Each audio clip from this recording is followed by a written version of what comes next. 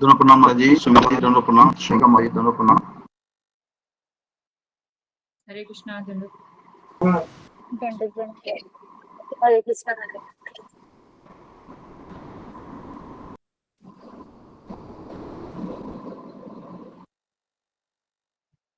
अभी लिंक ये उसमें आया नहीं है प्रभु जी ना, आज का नया लिंक नहीं जी? आया है ग्रुप में। आज का ना नया लिंक मेरा लिंक नहीं आया।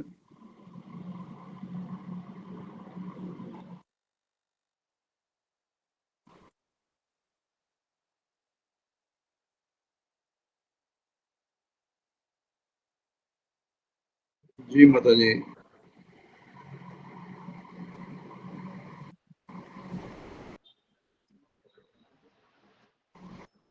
हरे कृष्णा। सभी वैष्णव भक्तों के चरणों में दंडवत प्रणाम। हरे कृष्णा। हरे कृष्ण माता जी दंडक।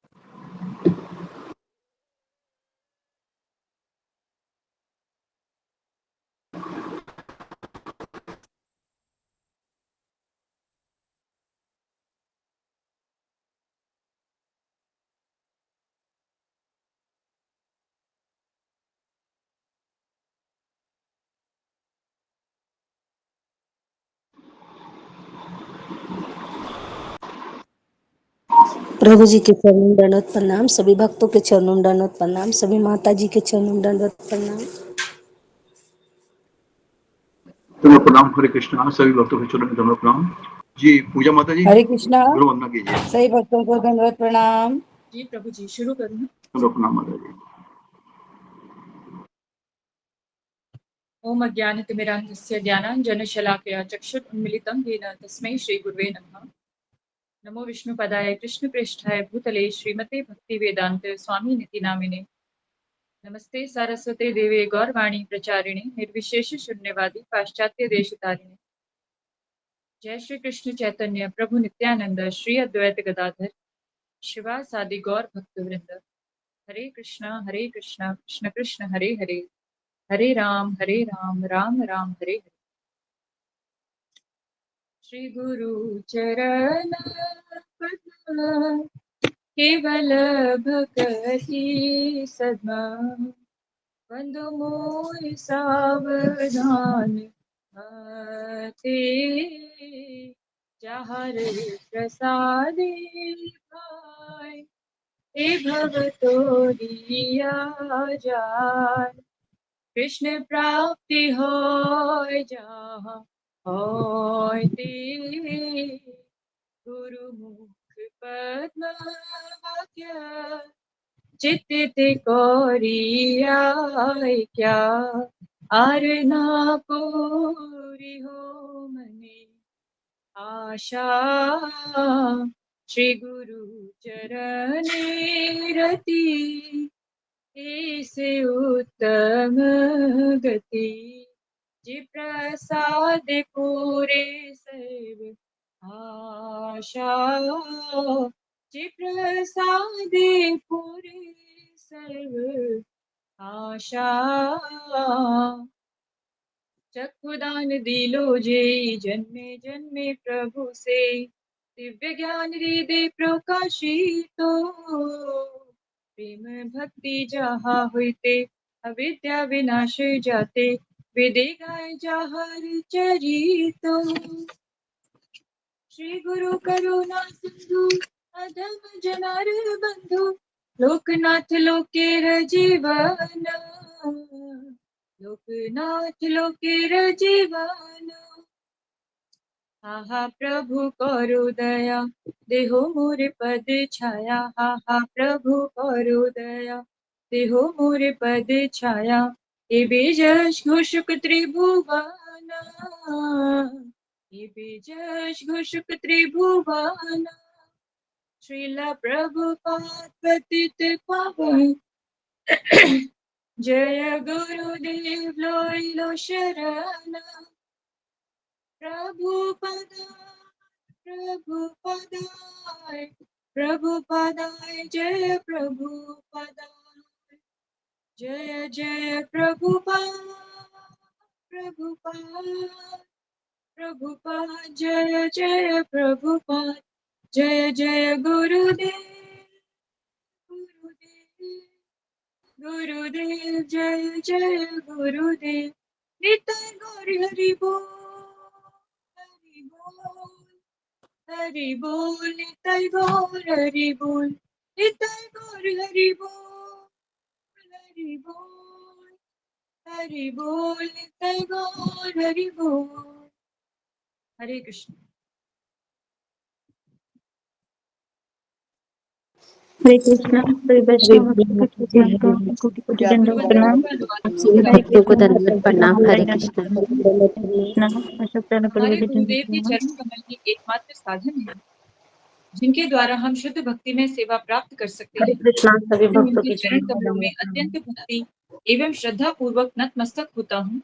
उनकी कृपा से जीव भौतिक क्लेशों के महासागर को पार कर सकता है तथा कृष्ण की कृपा प्राप्त कर सकता है। मेरी एकमात्र इच्छा है कि उनके मुख कमल से निकले हुए शब्दों द्वारा अपनी चेतना को शुद्ध करूं। उनके चरण कमलों में अनुराग ऐसी सिद्धि है जो समस्त मनोरथों को पूर्ण करती है। वे मेरी बंद आंखों को खोलते हैं तथा मेरे हृदय में दिव्य ज्ञान भरते हैं। जन्म जन्मांतरों से वे मेरे प्रभु हैं। वे प्रेमा भक्ति प्रदान करते हैं और अविद्या का नाश करते हैं। वैदिक शास्त्र उनके चरित्र का गान करते हैं। हे गुरुदेव, हे प्रभुपाद, करुणा सिंधु तथा पतित आत्माओं के मित्र, आप सबके गुरु एवं सभी लोगों के जीवन हैं। हे गुरुदेव, मुझ पर दया कीजिए तथा मुझे अपने चरणों की छाया दीजिए। आपका यश तीनों लोकों में फैला हुआ है। हरे कृष्णा। दंडवत प्रणाम। श्रील प्रभुपाद की जय। कोई गलती हो गई हो तो क्षमा कर दीजिएगा। धन्यवाद माता जी, बहुत सुंदर, धन्यवाद।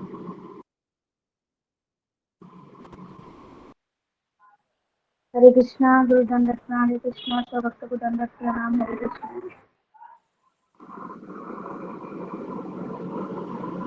हरे कृष्णा। सभी भक्तों के चरणों में दंडवत प्रणाम। कोई भक्त कल के बारे में बताना चाहेगा? सुनील झा माता जी का टर्न है। एज यूजुअल जिसकी टर्न होता है वह सुबह गायब होता है। कोई बताना चाहेगा कल के बारे में? कल मैं था नहीं। पूजा माता जी बताना चाहेंगी? जी प्रभु जी।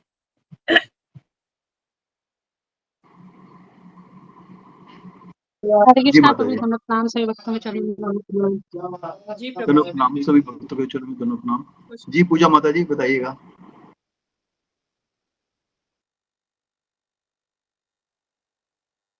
जी प्रभु जी।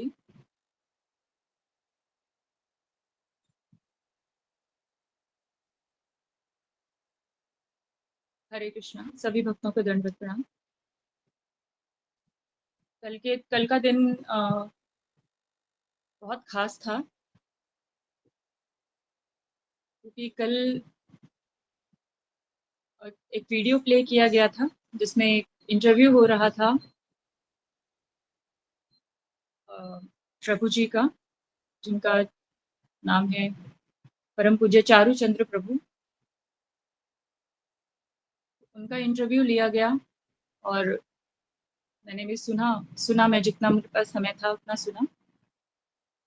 और जो मुझे ध्यान आ रहा है, लिखा तो नहीं मैंने, जो मुझे ध्यान आ रहा है, मुझे जो भी समझ में आया वो मैं आप लोगों को बताने का प्रयास करूंगी। अगर कोई गलती हो जाए तो क्षमा कर दीजिएगा। तो ये जो प्रभु जी हैं ये बांग्लादेश के नेटिव हैं। वहीं के इस्कॉन टेम्पल के मतलब को देखते हैं। ये इस्कॉन टेम्पल्स के मेरे ख्याल से सेक्रेटरी हैं। तो जो ये राइट्स हो रहे हैं हिंदुओं के ऊपर और हम सभी सभी लोगों को पता है कि किस तरीके से कितना गलत वहाँ पर अल्पसंख्यक होने के कारण हिंदुओं के प्रति कितना गलत व्यवहार किया जा रहा है। हम लोग सिर्फ न्यूज़ में देखते हैं और न्यूज़पेपर्स में पढ़कर ही हमारे रोंगटे खड़े हो जाते हैं। तो वहाँ के लोगों के ऊपर कैसा उनकी मानसिकता और उनकी अब मनोदशा किस तरीके की होगी, इस बात का अंदाज़ा हम सिर्फ कहकर नहीं लगा सकते। तो ये जो इंटरव्यू था, इसका उद्देश्य यही था कि किस तरीके से एक भक्त ऐसे समय में भी अपना धैर्य नहीं खोता है, किस तरीके से एक भक्त स्वयं तो खड़ा रहता ही है, उसके अंदर अपनी जो उसकी तपस्या आज तक की हुई है, उस तपस्या के बल पर खुद को तो वो खड़ा रखता ही है, विश्वास के साथ लड़ता है। साथ-साथ में जो इंटरव्यू था, थ्रू आउट इंटरव्यू ये समझ में आया कि वो जो भक्त होता है, अगर उसकी साधना आज तक की दृढ़ दृढ़ थी, दृढ़ साधना के साथ वो अपना आध्यात्मिक जीवन में आगे बढ़ रहा था, तो ऐसे समय में वो खुद तो खड़ा रह ही सकता है, दूसरों को भी आशा दे सकता है, दूसरों को भी उम्मीद दे सकता है। और ये जो चीज़ होती है, ये हर कोई नहीं दे सकता। पैसा, खाना, ये सारी चीज़ें मिल जाती हैं, लेकिन उस पैसे से, उस खाने से एक जो निश्चिंत मन जो होता है, जो निश्चिंतता होती है हमारे अंदर, वो निश्चिंतता हमारे अंदर नहीं आ सकती है, क्योंकि हमारे अंदर हमेशा एक जो डर बना रहता है, उस डर को बाहर निकालने के लिए ऐसे भक्तों की बहुत ज़रूरत होती है। तो शुरुआत से ही एक प्रश्न उनका जो लगातार यही चलता आ रहा था कि किस तरीके से ये जो सारे के सारे जो वहाँ पर कांड हो रहे हैं, जो गलत व्यवहार किया जा रहा है, इन सारे व्यवहारों के दौरान जो प्रभु जी हैं, उन्होंने अपने आप को किस तरीके से सँभाल कर रखा, उन्होंने अपनी आशा को कैसे बाँध कर रखा, उन्होंने कैसे अपने आस-पास के माहौल को पॉज़िटिव हरे रखने कृष्ण की प्रभु जी, कोशिश दंडवत की। प्रणाम। सभी भक्तों के चरणों में दंडवत प्रणाम।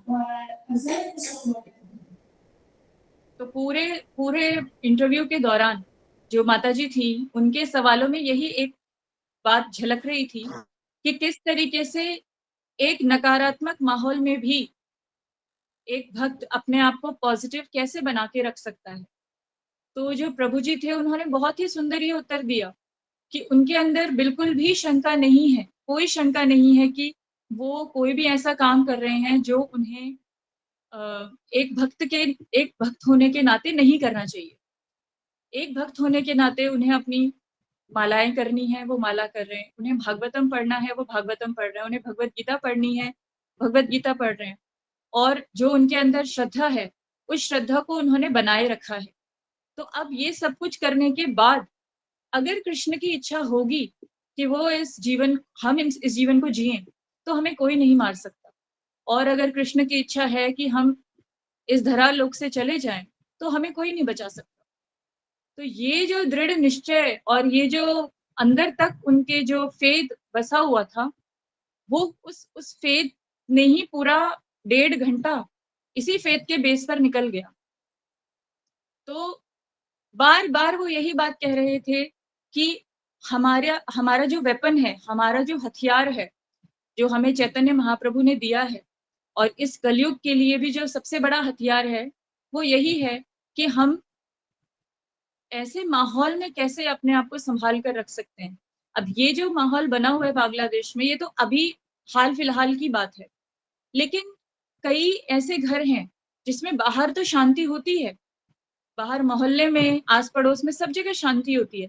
लेकिन घर के अंदर का माहौल इतना इतना दूषित होता है, इतना खराब होता है, उस दूषित माहौल में हम अपने आप को कैसे सँभाल सकते हैं? कई बार ऐसा होता है कि जो पत्नी होती है, वो तो सब कुछ सँभाल रही होती हैं, लेकिन पति ऐसे होते हैं जो शराब पीकर आते हैं, घर में मार-पीट करते हैं। तो उसके लिए तो अगर सारी दुनिया में शांति है, लेकिन उसका जीवन तो अशांत है ना। उस स्त्री के लिए तो उसकी ज़िंदगी उसके चारदीवारी के भीतर है। तो अगर उसके ऊपर अत्याचार हो रहा है, उस औरत के ऊपर अत्याचार हो रहा है, उसके साथ कोई मीठे शब्दों से बात नहीं कर रहा है और शराब पीकर जो भी कमाई है वो सारी बर्बाद की जा रही है। तो उसका जो जीवन है, उसकी उसकी जो ज़िंदगी है, वो चारदीवारी के भीतर उसकी ज़िंदगी में तो आए दिन अत्याचार ही हो रहा है, उसके लिए तो कोई फर्क नहीं पड़ता कि बाहर क्या हो रहा है, बाहर लोग मारपीट कर रहे हैं या ना नहीं कर रहे हैं। तो ऐसे टाइम पर ये जो कल का जो हमने सुना, वहां से यही समझ में आता है कि अगर हमारी साधना दृढ़ नहीं है, अगर हम अपनी साधना माता में जी पक्के आवाज बंद नहीं होगी है, आपकी, आवाज कट रही है। हरे कृष्णा जी प्रभु जी, आवाज कट रही आवाज है कट अभी? रही थी अब ठीक है माता जी, अब ठीक है, धन्यवाद। जी, जब रुकना हो तो बता दीजिएगा प्रभु जी, मैं शुरू होती हूँ तो रुकते नहीं। नहीं रुकना नहीं, गुरु जी जी के तो अंदर बोले आप, गुरु जी के अंदर बोले। तो उनकी बातों से यही समझ में आ रहा था कि अगर हम अपनी साधना में दृढ़ नहीं हैं, तो ऐसे समय में जो किसी के साथ भी हो सकता है, हम ये नहीं कह सकते हैं कि अगर आज हमारा जीवन सब कुछ सही चल रहा है, तो आने वाले भविष्य में भी सब कुछ सही होगा। ये कोई नहीं गारंटी दे सकता। अभी हम इस मोमेंट की बात करते हैं, तो अभी सब कुछ ठीक है, लेकिन अगले मोमेंट में किसी के लाइफ में क्या हो जाए, कोई नहीं जानता। तो यहाँ से हमें यही लेसन मिलता है कि अभी तो सब कुछ ठीक है, तो अभी अगर हमने अपनी साधना को दृढ़ता के साथ और पूरे सिंसियरिटी के साथ किया है, अगर हम ध्यान पूर्वक अपना जप करते हैं, अगर हम ध्यान पूर्वक अपने शास्त्रों का अध्ययन कर रहे हैं, तो उस समय पर अपने आप हमारी श्रद्धा दृढ़ हो जाती है। और जब प्रभु जी यही कह रहे हैं कि ऐसे टाइम पर भी जो इस्कॉन है, इस्कॉन ने 10,000 से भी ऊपर प्रसाद की प्लेट्स, 10,000 प्लेटों से भी ऊपर प्रसाद सबको बांटा है वहां पर। तो कहाँ से ये सब कुछ हुआ? और वहां के लोगों को ये विश्वास है, प्रभु जी का कहना है कि ये विश्वास है, अगर इस्कॉन सही है, अगर इस्कॉन सही सलामत है, तो हम सही सलामत है। इतना विश्वास उनको बना है इस्कॉन के ऊपर और उनकी सेवाओं के ऊपर। तो ये शुद्ध भक्ति की ही निशानी है, और शुद्ध भक्ति शुद्ध साधना से ही आ सकती है। तो इन सब का सार मुझे यही समझ में आता है। अंत में लास्ट में कुछ और भी अच्छे सवाल पूछे थे जो हम सबके मन में आते हैं, कि लोग यही कहते हैं कि अगर जो जैसे मूर्तियां हमारे जो भगवान है उनके अर्चा विग्रह टूटते हैं, तोड़े जाते हैं, तो यही कहते हैं कि अगर जो भगवान अपने आप की रक्षा नहीं कर सकते, वो हमारी रक्षा क्या करेंगे? तो वहां पर प्रभु जी ने बहुत सुंदर उत्तर दिया कि भगवान जहां पर हैं वहां पर वो खुश हैं। उनको कहीं खुश हो जाकर कहीं अपनी पूजा पाठ करवाने की या कहीं अपनी अपनी आरती करवाने का कोई कोई उनका उद्देश्य नहीं है। वो जब इस जगत में आते हैं, तो यहाँ पर आने का उनका उद्देश्य हमारी सेवा करना नहीं होता।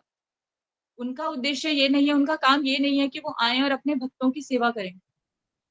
उनका उद्देश्य ये है कि वो यहाँ आए और हमें ये महसूस हो कि हाँ, हमारा काम है सेवा करना, भगवान की सेवा करना हमारा काम है, हमारा उद्देश्य है।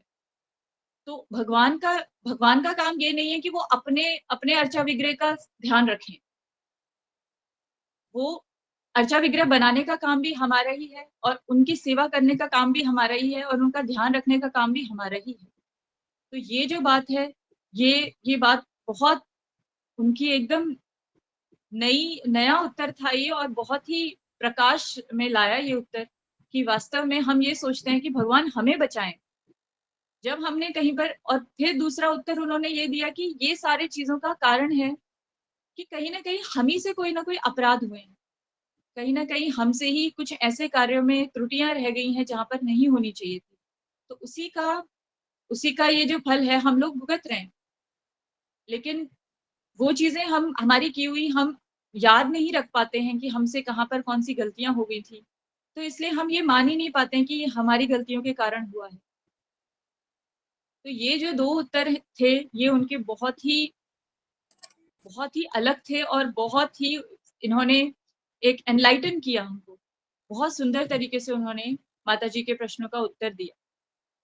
और ये भी एक प्रश्न पूछा गया कि भगवान तो खुद कहते हैं, कि गीता में खुद कहते हैं भगवान की हमें लड़ना चाहिए, जहां पर हमारे ऊपर अत्याचार हो लड़ना चाहिए। कि यहाँ पर भी उन्होंने एक बहुत ही तो सोच समझ करके, एक समझदारी के साथ एक उत्तर दिया कि भक्त कोई बेवकूफ या मूर्ख नहीं होते हैं। कितने सुंदर तरीके से उन्होंने यहाँ पर उत्तर दिया कि भक्त मूर्ख नहीं होते हैं। यहाँ जो वहां पर लड़ाई चल रही है, जो दंगे हो रहे हैं, उन दंगों में जो हिंदू हैं वो अल्पसंख्यक हैं। 100 में से 6-7 लोग ऐसे हैं, 6%, 100 में से 6-7 लोग ऐसे हैं जो हिंदू हैं। और अगर ऐसे हिंदुओं से ये अपेक्षा की जाएगी कि वो इतनी भारी भीड़ के सामने आकर लड़े, तो ये कभी भी मुमकिन नहीं है कि वो जीत पाएंगे। तो वहां पर बुद्धिमानी इसी में है कि हम पूरी तरीके से अपनी साधना पर ध्यान दें, अपने भक्ति के सारे अंगों के हिसाब से जितना हम कर सकते हैं वो करें, और भगवान के ऊपर पूरी तरीके से शरणागत हो जाएं। अगर जिसको मरना है वो घर के अंदर भी मरेगा, जिसको नहीं मरना है वो घर के बाहर भी नहीं मरेगा। हम देखते हैं कि एक्सीडेंट हो जाते हैं, पूरी की पूरी बस कभी कभार खाई में गिर जाती है, लेकिन उस एक्सीडेंट्स में भी जिन्होंने बचना होता है वो बचकर निकल ही आते हैं। तो ऐसी जो घटनाएं होती हैं, इन घटनाओं से हमें समझ में आता है कि हमारी जो श्रद्धा है, हमारी श्रद्धा की ही परीक्षा हो रही होती है जब ऐसी घटनाएं हो रही होती हैं। हमारे विश्वास और श्रद्धा की ही परीक्षा हो रही होती है, और ये घटनाएं एक भक्त के जीवन में 100% आएंगी, और किसी के जीवन में आए ना आए, एक भक्त के जीवन में जरूर आएंगी, क्योंकि वो अपने बाकी कर्तव्यों के साथ साथ जब भक्ति में आगे बढ़ने का प्रयास करता है तो वो बहुत सी चीजों का त्याग करता है, लेकिन तब ये पता चलता है कि उसका त्याग सच्चा था या सिर्फ अपनी इच्छाओं की पूर्ति करने के लिए वो इस मार्ग पर आया था। तो कल का जो इंटरव्यू हुआ था उससे मुझे यही सब कुछ समझ में आया, और इंटरव्यू के बाद मुझे वास्तव में ये महसूस हुआ कि अगर सब कुछ सही चल रहा है तो ये हमारी बहुत बड़ी जिम्मेदारी है कि हम ऐसे टाइम पर अपना समय व्यर्थ ना गंवाते हुए अपनी साधना पर बहुत ज़्यादा फोकस करें, और ऐसे समय के लिए तैयार रहें जब हमारे ऊपर भी अगर कोई भी मतलब ऐसा कोई टाइम आ जाता है, घर में कभी कोई बीमार भी पड़ जाता है, तो हम क्वेश्चन करने लग जाते हैं कि हमारे साथ ही ऐसा क्यों हो रहा है। कभी कुछ परेशानी हो जाती है तो हमें लगता है कि हमारे ही साथ ऐसा क्यों हो रहा है। तो यही जो प्रश्न है, यही प्रश्न हमारे सारे विश्वास को, सारी श्रद्धा को वहीं पर चकनाचूर कर देता है। तो जब छोटी छोटी घटनाएं हमें हिला देती हैं और हम अपनी श्रद्धा से, अपनी साधना से विचलित हो जाते हैं, तो फिर भक्ति में और आगे बढ़ने का सवाल ही खत्म हो जाता है, बात ही खत्म हो जाती है। तो कल के इंटरव्यू से मुझे बहुत ज्यादा प्रेरणा मिली। जो प्रभु जी थे उन्होंने अपने वचनों में बहुत ज्यादा पॉजिटिविटी दी। उन्हीं लोगों के लिए नहीं, वहां के लोग तो जो झेल रहे हैं वो तो वो तो मजबूत हो ही गए होंगे। जो दूर खड़ा रहता है वो सोचता है कि पता नहीं अगर हमारे साथ ऐसा होगा तो हमारे साथ क्या होगा। लेकिन हमें भी मतलब सीखने को मिला कि ऐसे समय में वही इंसान खड़ा रह सकता है जिसने अपनी साधना पूरी दृढ़ता के साथ की। तो इतना ही मैं कह सकती हूँ प्रभु जी। अगर कोई गलती हो गई, को कुछ गलत बोल दिया हो तो क्षमा कीजिएगा। हरे कृष्णा। दंडवत। हरि बोल माता धन्यवाद माता जी, बहुत सुंदर। बोल माता जी, हरि बोल। हरे कृष्णा दंडवत प्रणाम, भक्तों के चरण में दंडवत प्रणाम। ओके, हरे कृष्णा। हरे कृष्ण गुरु जी, दंडवत प्रणाम। सबके चरण में दंडवत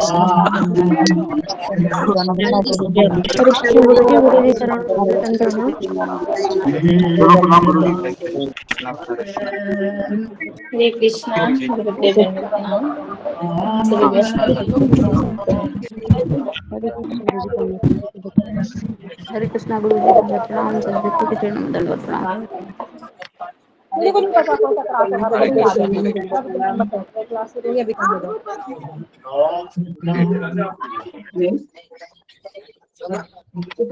सब्जी ज्यादा कम है क्या?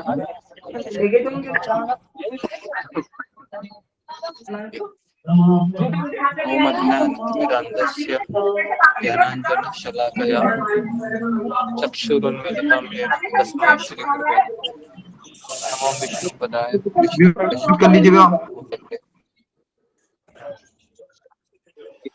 वेदांत स्वामी नित्यानंद नमस्ते सरस्वती देवी गौरवाणी प्रचार शून्यवादी पाश्चात्य देशतारे हे कृष्ण करुणा सिंधु दीन बंधु जगत गोपेश गोपिका कांत राधा कांता नमस्ते तप्त कांचन गौरांगी राधे वृंदावनेश्वरी वृषभानुसुते देवी प्रणमामि हरि श्री कृष्ण चैतन्य प्रभु नित्यानंद श्री अद्वैत गदाधर श्रीवासदि हरे कृष्णा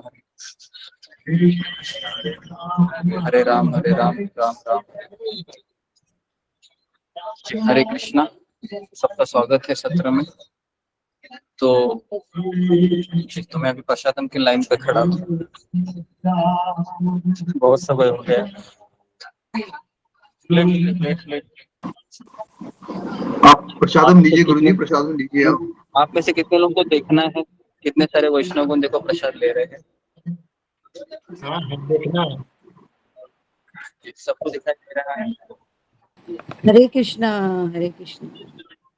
ओके, प्रसाद का थोड़ा सा मैं मेनू बताता हूँ, है ना। यहाँ पर मैं जैसा कि लाइन पे खड़ा हूँ, एक बार मुझे बैठने दो, फिर मैं, है ना, दोनों कार्य करता रहूंगा। गुरुजी ने कराया मेरे को। आराम से कीजिए। अभी आप कुछ बोलिए मत, सुनिए, है ना। यहाँ पर देखिए प्रसाद सर्व हो रहा है।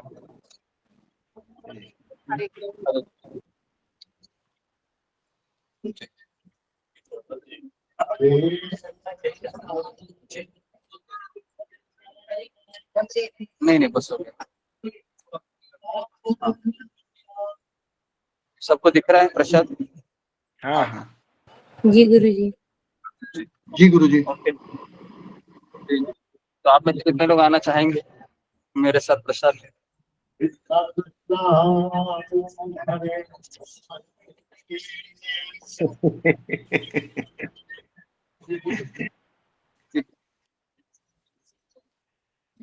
सब लोग आना चाहेंगे प्रसाद लेने? तो जी गुरुजी। कम से कम 70 प्लेटें बनानी पड़ेगी, है ना।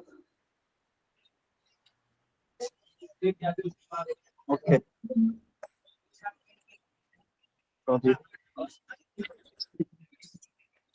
बनता बस लो।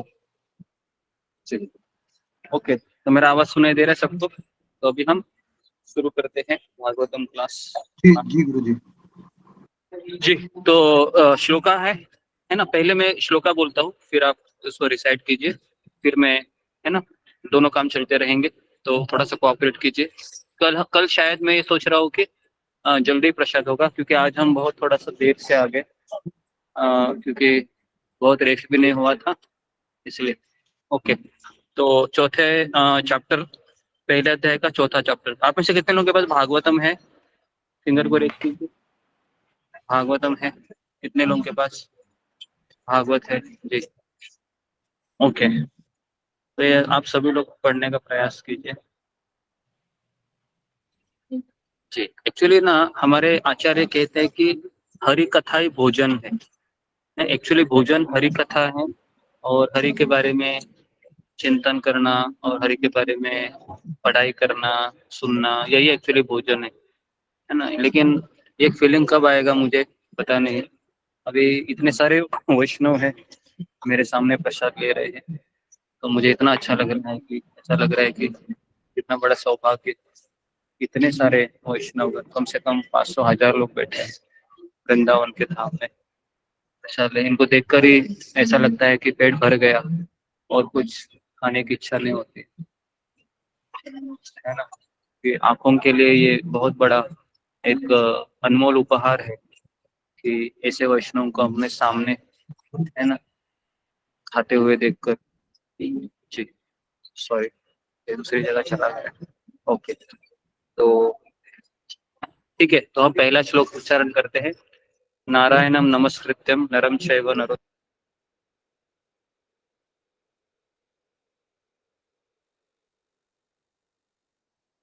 कृष्णाय वासुदेवाय देवकी नंदनाय च नंद गोपकुमाराय गोविंदाय नमः। जी, पहला अध्याय पहला स्कंद चौथा अध्याय पहला श्लोक।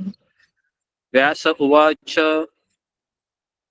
इति ब्रुवाणं संस्तूय मुनीनां दीर्घस्त्रीणीनां वृद्धपितृसुतं प्रुह च शौनक अब्रवीत्।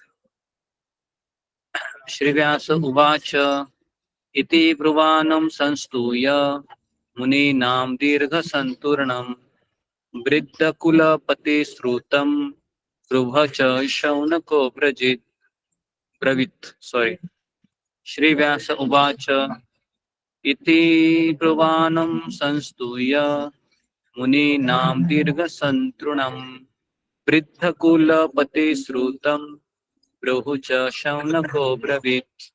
जी, कोई पढ़ना चाहेगा तो पढ़िए।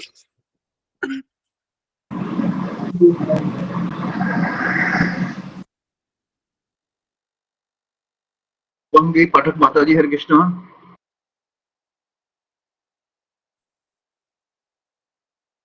हरे कृष्णा।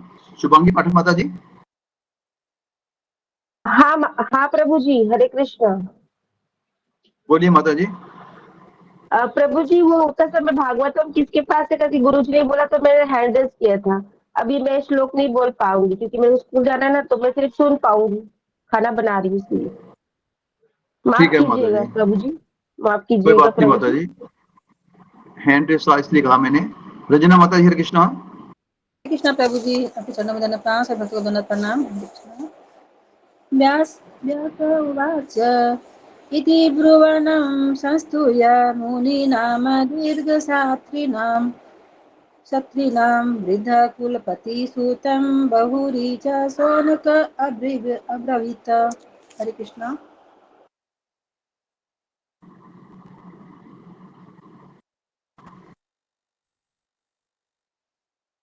सुधा गुप्ता माता जी, हरे कृष्णा।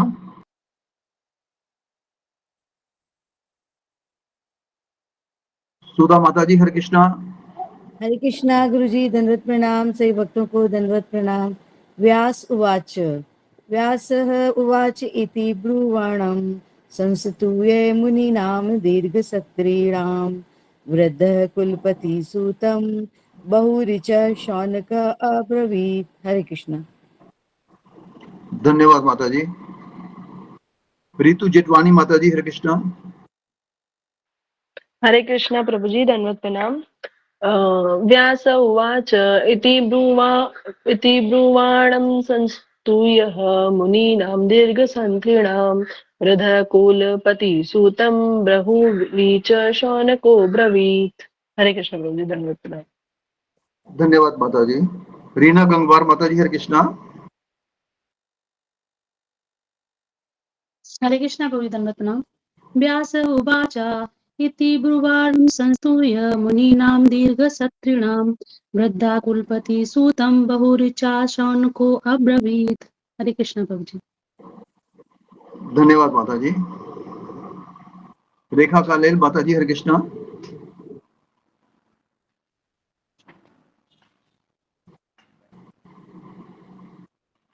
रेखा माता जी, हरे कृष्णा।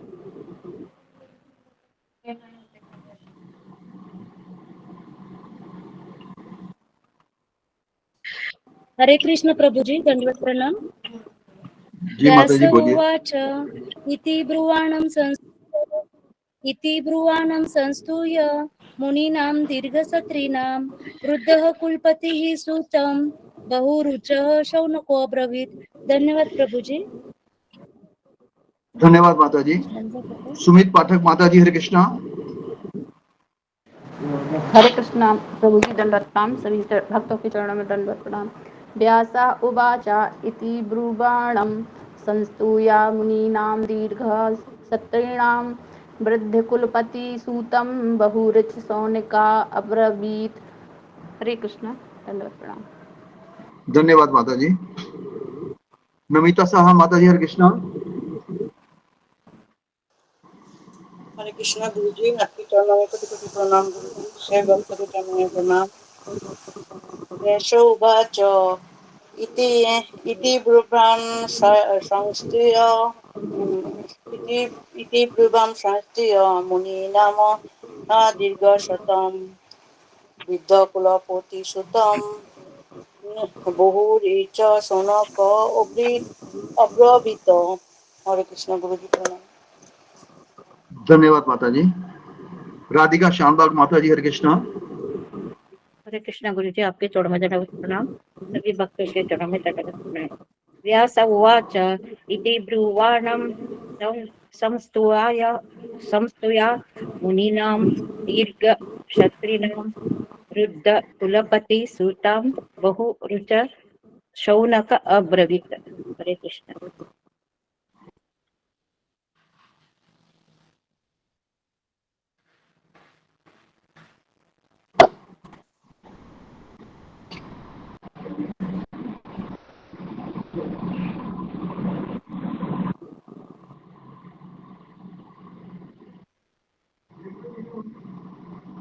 माता जी बोलिए, आपकी आवाज नहीं आ रही, माइक म्यूट है आपका।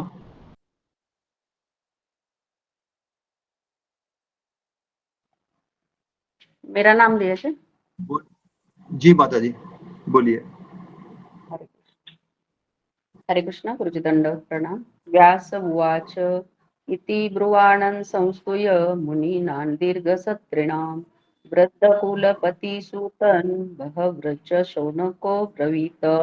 हरे कृष्ण। धन्यवाद माता जी। आंचल सिंह माता जी, हरे कृष्णा।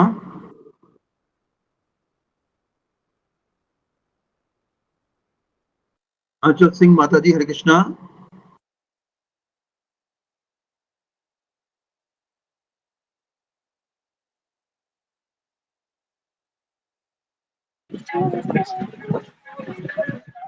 बोलिए माता जी।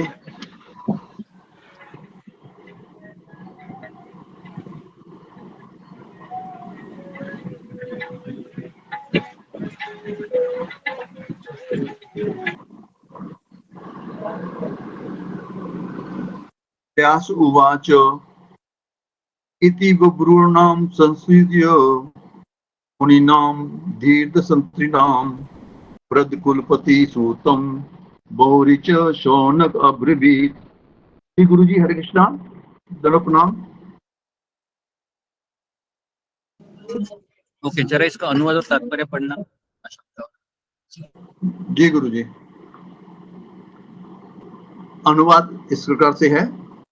सूत गोस्वामी को इस प्रकार बोलते देखकर दीर्घकालीन यज्ञोत्सव में लगे हुए समस्त ऋषियों में विद्वान तथा वायुव्रत अग्रणी शौनक मुनि ने सूत गोस्वामी को निम्न प्रकार से संबोधित करते हुए बधाई दी।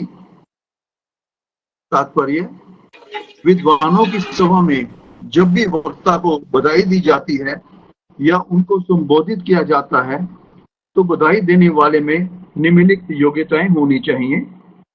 पहला, उसे सभा का अग्रणी यानी कि सभापति तथा ज्येष्ठ व्यक्ति होना चाहिए। उसे विशुद्ध विद्वान भी होना चाहिए। श्री शौनक ऋषि में ये सारी योग्यताएं थी।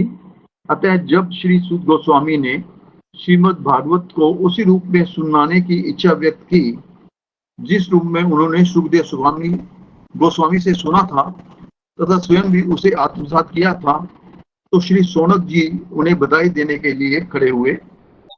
आत्मानुभूति का यह अर्थ नहीं होता कि गर्व के कारण पूर्ववर्ती आचार्य का उल्लंघन करके कोई अपनी विद्वता का प्रदर्शन करे। उसे पूर्ववर्ती आचार्यों पर पूरा विश्वास होना चाहिए और साथ ही साथ इस विषय पर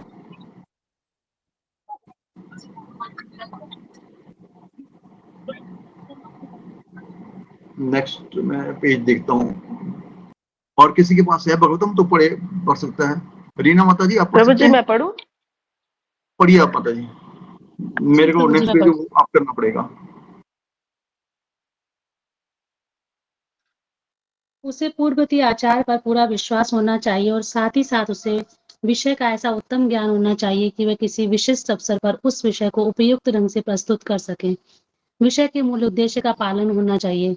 खींचतान कर उसका कोई दुर्बोध अर्थ नहीं निकालना चाहिए, अपितु श्रोताओं को समझाने के लिए उसे रोचक ढंग से प्रस्तुत करना चाहिए। इसे आत्मसात करना कहा जाता है।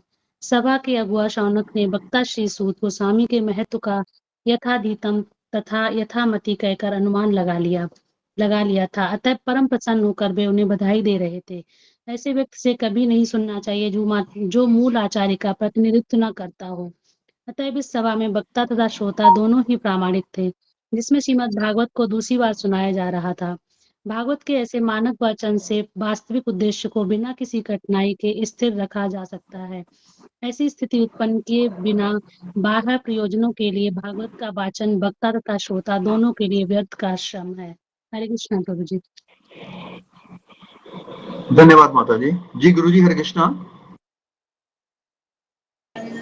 ओके, हरे कृष्णा। तो सबका स्वागत है भागवतम के सत्र में। प्रभु जी आपने प्रसाद खा लिया पूरा? उसकी आप चिंता मत कीजिए, अभी आप सुनिए जी। तो मैं ये कह रहा था कि कल हमने बहुत अच्छा वीडियो देखा था, उस पे हमने चर्चा हमारी हो नहीं सकी। तो कल का वीडियो हमारे लिए बहुत बड़ा इंस्पिरेशन था। ऐसा इंस्पिरेशन कि है ना, शायद ही हम इसको अपने जीवन में उतार सके, है ना। तो मेरे लिए हम सबके लिए वो जो कल का जो वीडियो था। आवाज कट रही है आपकी। एक मिनट, हाँ मुझे जरा 1 मिनट समय दीजिए, थोड़ा सा मैं बाहर आता हूँ।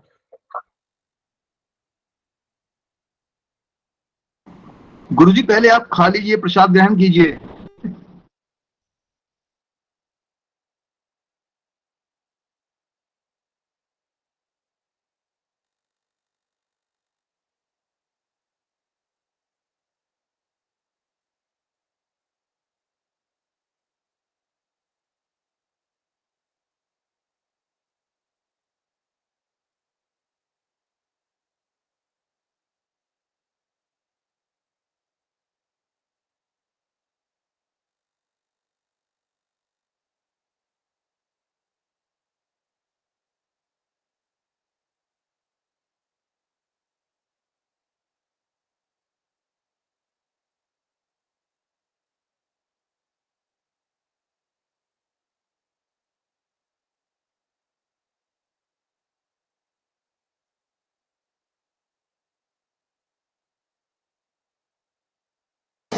ओके, हरे कृष्णा। आवाज आ रहा है मेरा अभी?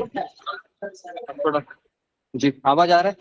जी गुरुजी आ रहा है। आपने जी गुरुजी आपने प्रसाद ग्रहण किया नहीं किया गुरुजी? ले लिया, मैंने प्रसाद ले लिया, मेरा पेट भर गया, है ना, सब कुछ हो गया। धन्यवाद गुरुजी, धन्यवाद।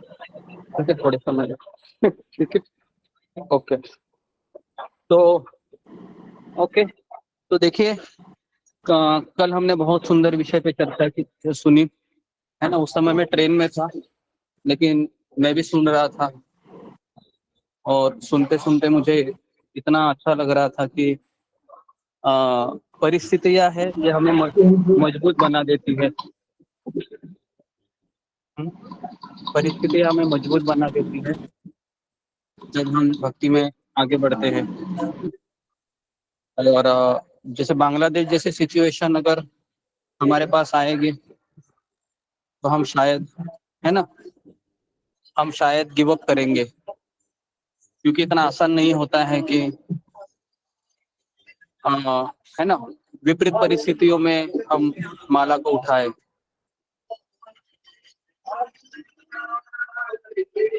वो वही व्यक्ति कर सकता है जिसने कृष्ण भावना को पूरी तरीके से अपनाया है, और ये सब अनुभवों के सहारे वह, है ना, मतलब डे टू डे लाइफ में, या फिर कभी ऐसा होता है जिंदगी में कि हम क्या हो जाते हैं कि भगवान श्री कृष्ण का आश्रय लेने में मजबूर हो जाते हैं। तो बस यही चीज है जो कल हमने उस वीडियो में देखी।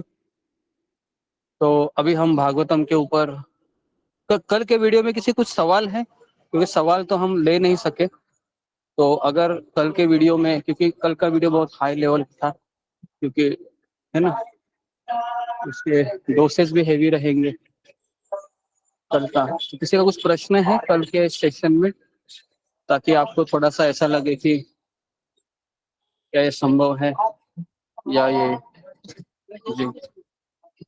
ओके, रितु चटवानी। प्रभु जी नहीं, मैंने पहले से ही वो कर रखा था, हाथ हैंड रेज ना, सॉरी प्रभु जी। फिंगर को ओके, तो किसी का कल के सेशन में कुछ प्रश्न है जो आपको ऐसा लगे कि, क्योंकि जी सुमिता सिन्हा। हरे कृष्णा गुरु जी, दंडवत प्रणाम, सभी भक्तों को दंडवत प्रणाम। गुरु जी मतलब क्वेश्चन तो बहुत है लेकिन समझ में नहीं आता कैसे पूछूं।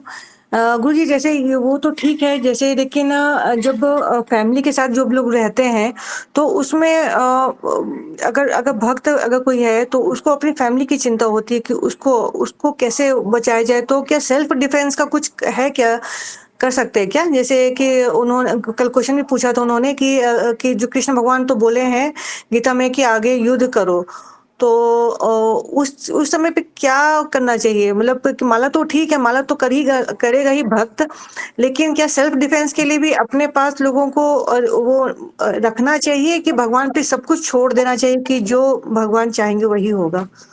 देखिए वहां पर ना प्रभु जी ने और एक बात कही थी। अभी वो ब्रह्मचारी थे, पहली बात तो ब्रह्मचारी का कोई परिवार नहीं होता है, बराबर, क्योंकि वह अकेले रहते हैं। उनके लिए मैं अगर मरूंगा तो कोई ऐसे है ना पूरा समर्पित होते हैं। तो अभी जो फैमिली वाले हैं, तो उन्होंने जब उनको सवाल पूछा था तो उन्होंने कहा था कि फैमिली वाले हैं अपने बच्चे परिवार के लिए वह ये सोचते हैं कि हमको अच्छी जगह पर रहना चाहिए जहां पर ये सब आतंकवादियों के हमले ना हो। आई बात समझ में? तो अभी जैसा कि मैं हूँ, मान लो है ना, अभी मैं मान लो कि मैं नहीं, हम कहेंगे कि हम इधर ही रहेंगे, कितने भी बांग्लादेशी लोग है ना आतंकवाद को फैला दे, मेरा कृष्ण के ऊपर भरोसा है। हाँ बात आपकी सही है, लेकिन आपके ऊपर जो निर्भर है लोग, पत्नी है, बच्चे है, तो उनका उतना फेथ नहीं है। तो उस समय उनको देखते हुए हमको निर्णय लेने पड़ते हैं, है ना। तो हाँ, तो ये बात हमको समझ में आना चाहिए कि प्रभु जी एक ब्रह्मचारी है, एक सन्यासी है, तो उनके लिए वहीं पर रहना और एक तरीके से आइडल एग्जाम्पल स्थापित करना ये उचित है। लेकिन एक पारिवारिक व्यक्ति के लिए अगर पत्नी भी वैसी ही है कैलिबर की, है ना, जैसे आपको याद होगा कि रामायण में एक महाभारत में एक एग्जाम्पल दे रहा हूँ मैं आपको। महाभारत में जब पांडव लोग हैं ना एक जगह पर रह रहे थे, तो वहां पर हमेशा वो हिडिंब नाम का राक्षस था, उनको है ना कोई ना कोई भोजन देना पड़ता था। हाँ सुना है ना स्टोरी। तो उस समय पांडव लोग किसी घर का आश्रय लेते हैं और उस समय उनकी बारी होती है भोजन लेने की। तो उस समय अगर तुम डायलॉग देखोगे ना पति पत्नी के और बच्चे के, तीन सबका मेंटालिटी सेम है,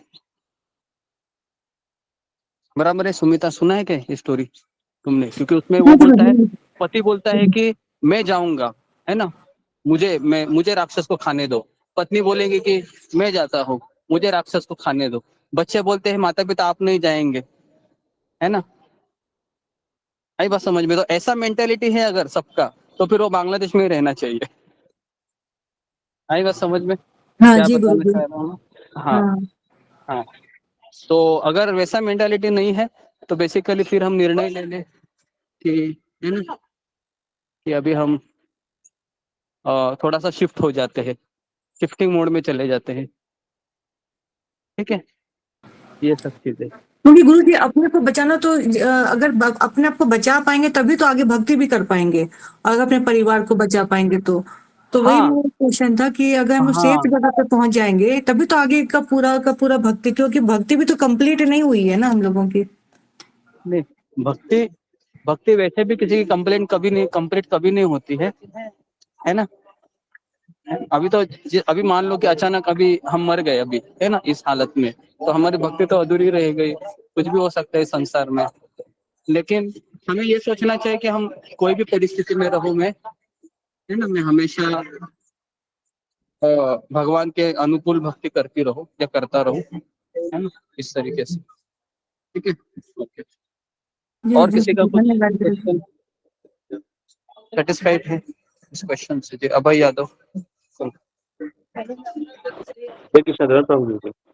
तो ये जैसे माता जी ने प्रश्न पूछा, तो कल के सेशन को लेकर इसी तरह के मतलब प्रश्न उठ रहे थे कि अभी जैसे आपने बताया कि अभी हम भक्त हैं नहीं, तो हमारी मतलब एक अंदर से तो ये विचारधारा उत्पन्न होगी ना कि मतलब कि हमारे परिवार है और हमारा घर है, अगर हमारे मतलब एरिया में इस प्रकार के या भारत में अगर इस प्रकार के अगर दंगे होते हैं, तो हम हाँ। कहीं ना कहीं कुछ तो सुरक्षा का भाव तो अंदर से रखेंगे ना।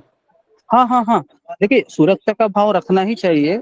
ऐसा नहीं है जैसे कि मैं आग के अंदर है ना खुद को झोंक दूं, या जहां पर गन फायरिंग हो रही है ना, मुझे कृष्ण पे भरोसा है, मैं इधर ही लेके माला करूंगा, ऐसा नहीं है। हमें अपने आप को सुरक्षित भी करना है जितना हो सके उतना, लेकिन परिस्थिति इतनी विकट है, इतनी प्रतिकूल है कि आप अभी चारों ओर से है ना, जैसे लादिनी माता जी का मैं उदाहरण दे रहा हूँ आपको कि प्रभुपाद की वरिष्ठ शिष्य है लादिनी माता जी, है ना, उनका भी हमने पूरा बायोग्राफी हमने कंप्लीट किया। कम से कम हमने 20-25 लेक्चर उसमें दिए थे, है ना, हाल ही में 3-4 महीने पहले की बात है। तो उस समय भी लादिनी माता जी अफ्रीका में रह रही थी, टेररिस्ट अटैक था, चारों ओर से वो कहीं जा नहीं सकती थी। अभी इस हालत में वो क्या कर सकती थी? अपने आप को सुरक्षित रखने के कोई विकल्प ही नहीं थे उनके सामने। आई बात समझ में? तो उस समय फिर हम क्या करें? भगवान के ऊपर निर्भर रह के जो हमारे है ना जीवन में हो उसको स्वीकार करना ही असली भक्ति है फिर उस समय।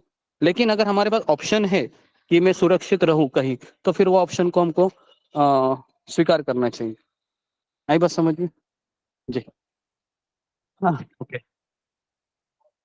और किसी का क्वेश्चन? सुलेखा। हरे कृष्णा गुरु जी, दंडवत प्रणाम। गुरु जी, ये प्रभु जी जो वो पुजारी हैं वहाँ के, मुझे एक चीज़ का बहुत बार बार याद आता है कि वो बता रहे थे कि कहीं भी कभी भी हमला होता है तो वो कभी भी नहीं सोचते कि मुझे दूसरे देश में चले जाना चाहिए। तो मैं समझती हूँ कि उन्हें बिल्कुल भी मृत्यु से भय नहीं लगता है और वो बहुत सालों से वहाँ पे। हमारी स्थिति ऐसी कब होगी ये मैं सोचती हूँ। हरे कृष्णा गुरु जी, धन्यवाद। जी। तो देखिए मैं वापस कह रहा हूँ कि उनकी जो भक्ति है ना, उनका जो भगवान के प्रति जो विश्वास है, उनकी जो भगवान के प्रति श्रद्धा है, जो कल प्रभु जी से हमने है ना पूरा प्रवचन सुना, तो वो श्रद्धा हमारे भीतर नहीं है। पहली बात है, आई बात समझ में? तो उन्होंने कम से कम 25 से 30 साल पूरा मेहनत किया है, पूरा उन्होंने मॉर्निंग प्रोग्राम किया है, सेवाएं दी है ना, भागवत सुनी है, ये सब करते करते सुनते सुनते 25 से 30 साल की साधना से है ना उनमें वो भरोसा और विश्वास आया है। तो हमारा उतना हुआ है क्या 25-30 साल अभी तक? किसी का हुआ है हमारे ग्रुप में 25-30 साल से कोई भक्ति कर रहा है, रोज सुबह 4 बजे उठ रहा है 25-30 सालों से? ऐसा कोई है? कोई नहीं है फिलहाल। तो इसलिए हमारा विश्वास, हमारी श्रद्धा बहुत कमजोर है अभी, बराबर है। तो इसलिए कल का लेक्चर सुनकर अंदर से हमको ये प्रेरणा लेनी है कि ये प्रभु जी तो बहुत महान है, लेकिन मेरे जीवन में अगर छोटी मोटी अड़चने आ जाती है ना, तो फिर मुझे लीडर होकर भक्ति करनी चाहिए। ये एक्चुअली हमारे लिए कल का मैसेज है ना। अगर हमारे ऊपर अगर बॉम्ब अटैक हो रहा है तो हम वो प्रभु जी का अनुकरण नहीं कर सकते कि नहीं नहीं प्रभु जी ने, हमने बांग्लादेश का लेक्चर सुना था प्रभु जी का, तो हमने है ना हम ऐसा करेंगे, अभी हमारे अंदर भी कोई आने दो आतंकवादी, है ना, हम माला करते रहेंगे। नहीं, वैसे तो वैसे तो मुझे लगता है कि हम आतंकवादी का एक गोली सुनी तो भी हम डर जाएंगे। हाँ, कितने लोग डर जाएंगे? सच सच बताइए। अगर अभी आप घर में बैठे हैं और अचानक आपने इतना ही सुना कि मुसलमान लोगों ने अटैक किया है हमारे मोहल्ले के ऊपर, और वो सब लोग है ना ऐसे अंधाधुंधी फायरिंग कर रहे हैं, क्या करोगे आप? सोचो, माला उठाओगे भाग जाओगे? सच सच बताइए। भाग जाएंगे। भाग जाएंगे, है ना, नॉर्मल है। ठीक है, तो इसके लिए वो प्रभु जी का कहना है, उनका सालों का समर्पण है, और उनका इस बात पे बहुत दृढ़ विश्वास है, राखे कृष्ण मारे कृष्ण राखे के, कृष्ण की इच्छा है। हाँ, एक मिनट मुझे पहले कंप्लीट करने दो। कृष्ण की इच्छा है, कोई मुझे मार नहीं सकता अगर कृष्ण मुझे बचाना चाहते हैं, और कृष्ण की इच्छा है कि मैं मर जाऊं, तो कोई माई का लाल मुझे बचा नहीं सकता। अभी ये हमको थ्योरेटिकली लगता है ना, लेकिन प्रैक्टिकली हमारे है ना अंदर अभी तक वो आया नहीं। ठीक है जी, हाँ किसी कुछ कहना है इसके ऊपर? गुरु जी मैं ये कहना चाह रही हूँ कि मैं जी। तो अभी जुड़ी हूँ 15-20 दिन से ही, जी। लेकिन ना मेरा घर में मन नहीं लगता, बिल्कुल भी किसी काम में मन नहीं लगता। कैसे मन लगेगा? मैं रोती भी हूँ, कई बार बहुत रोती हूँ, ऐसा नहीं लगता है देखिए, कहाँ चले जाऊं। मन किसी का नहीं लगता है आध्यात्मिक चीजों में, हम मन लगाते हैं। नहीं गुरु जी, किसी भी घर के काम में भी मन नहीं लगता है। हाँ, घर के कामों में मन लगना चाहिए, घर के काम तो करनी ही हमको, उससे वो मन तो नहीं लगता करते, मतलब क्या? हमारे कर्तव्य है, हमारी जिम्मेदारी है, वो हमको करनी है, मैं उससे क्या मन लगे करूँ? नहीं, लगना चाहिए, क्या लगे करे मतलब करना चाहिए। ये सोचना चाहिए कि अगर मैं खाना नहीं बनाऊंगी तो घर के लोग भूखे रहेंगे, हाँ जी, अगर मैं अपने घर को साफ सफाई नहीं करूंगी। नहीं तो मन कैसे अच्छा हो ये बता दीजिए, मन को कैसे अच्छा करें, खुश रहे मन। देखो, इसके लिए मैं आपको कह रहा हूँ, आप पहले तो सुबह आइए और माला कीजिए, है ना। सुबह हमारे जी 4:30 बजे 5 बजे सत्र में आइए, कम से कम 5 माला 6 माला से शुरुआत कीजिए, और फिर जी आप देखिए 1 हफ्ता करके देखिए, और फिर हम बात करेंगे। ठीक है, ठीक है, ठीक है जी। और हरे किसी कृष्ण। का प्रश्न इसके अलावा? सावित्री नेगी ने कुछ? हरे कृष्ण गुरु जी, दंडवत प्रणाम। गुरु जी हम ऐसा क्या करें माला जाप और भगवत गीता और गीता के अलावा कि हम भक्ति में बने ही रहें, मतलब मन विचलित ना हो हमारी भक्ति से। नहीं, ऐसा देखो, प्रभुपाद कहते हैं जब तक हमारे अंदर सांस है तब तक हमारा मन विचलित होते रहेगा। जी आई गुरु बात जी। समझ में? तो ये जी जी अभ्यास गुरु करना है हमें। जैसे अभी मान लो मैं 10 साल का मेरा अभ्यास है ना, मैं 10 जी साल से भक्ति कर रही हूँ, 10 साल से मेरा मन बोलता है भक्ति मत करो, लेकिन मैं 10 साल से खींच रही हूँ अपने आप को और मेरा मन लगा जी रही हूँ, तो ये 10 साल का अभ्यास ही मुझे अंतिम समय तक टिकाएगा। आई जी बात गुरु समझ जी। में? हाँ, जी मन कभी नहीं चाहेगा कि आप भक्ति करो, जी मन को हम लगाते हैं भगवान के नामों में, भगवान की कथा में। जी ठीक है, जी गुरु जी। हरे कृष्ण गुरु जी। और अशोक चावला प्रभु। जी गुरु जी, धन्यवाद प्रणाम। गुरु जी, जैसे सिचुएशन में आप बताइए, अभी ये चारों तरफ से आदमी घिरा पड़ा हो, तो क्या उसे हथियार नहीं उठाना चाहिए छोड़ के हाँ भागने की जगह? जी जी, हाँ देखिए, अभी यहाँ पर प्रभु जी का ऐसा कहना था मैं अकेला हूँ और वहां पर 100 बांग्लादेशी लोग हैं, तो मैं अगर हथियार भी उठाऊं तो मैं क्या कर सकता हूँ? तो उनका ये कहना था कि ठीक है, मेरा एक आश्रय हरिनाम है ना, तो उनका फेथ हरिनाम के ऊपर ज्यादा है।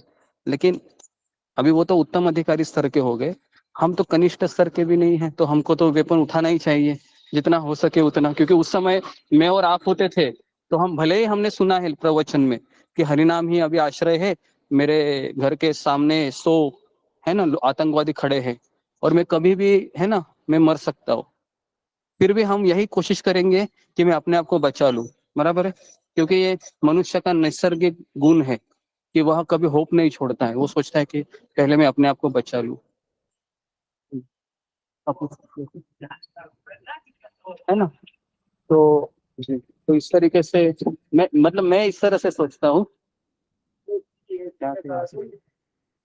मैं इस तरह से सोचता हूँ कि हमें वेपन उठाना चाहिए। अगर मैं रहूंगा तो जब अगर मुझे ये पता चलता है कि मेरे सामने 50 लोग हैं और मैं अकेला वेपन उठा के भी है ना मैं तो मरने ही वाला हूँ, तो उस समय अगर है ना आप जैसे भक्त लोग रहेंगे तो फिर याद करके मैं भगवान के नाम का आश्रय लेकर सोचूंगा कि मर जाना ही अच्छा है ना। जैसे लादिनी माता जी के केस में वापस वहीं पर आता हूँ मैं कि वहां पर है ना वहां पर